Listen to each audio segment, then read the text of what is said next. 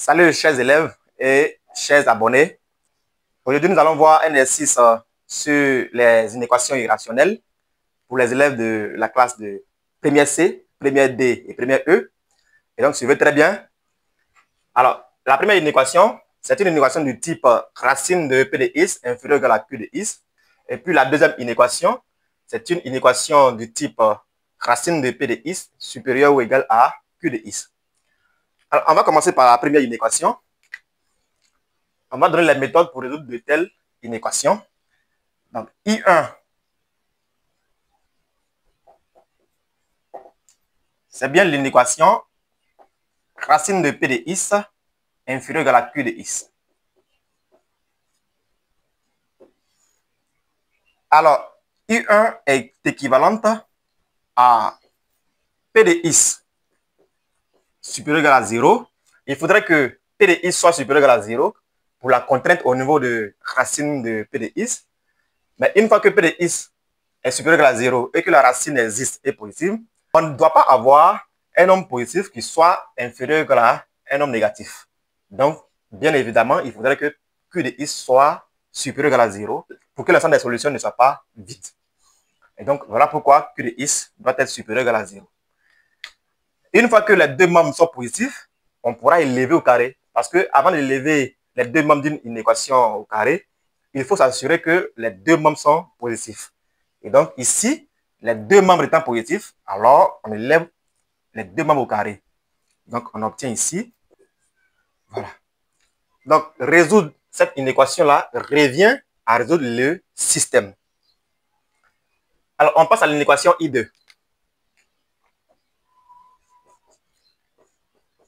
I2, c'est l'inéquation du type racine carrée de P de x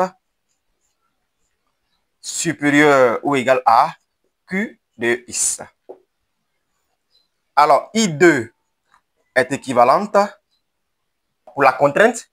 Il faudrait bien que P de x soit supérieur à 0. Et donc, on met P de x supérieur ou égal à 0. Une fois que P de x est supérieur à 0 et que la racine existe et positive, bien sûr, on aura deux cas. Alors, on n'a aucune information sur le signe de Q de x. Ce qui veut dire que Q de x peut être positive comme négative. Donc, on prend le premier cas où Q de x est négative. Donc, Q de x peut être négative. Ou bien, on peut avoir P de x supérieur à 0.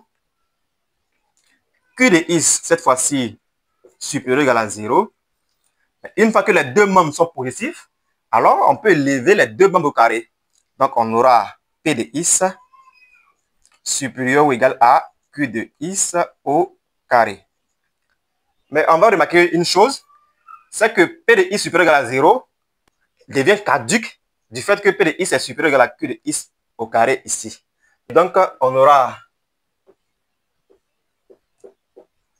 I2 qui sera équivalente à P de x supérieur à 0, Q de x inférieur à 0, ou bien Q de x supérieur à 0 et P de x supérieur à Q de x au carré. Donc, voici les deux méthodes pour résoudre de telles inéquations. Pour ne pas que la vidéo soit un peu longue, alors rejoignez-moi sur ma chaîne YouTube. Je vais faire un exercice pratique sur ce genre d'inéquations irrationnelles. Sur ce, à tout à l'heure.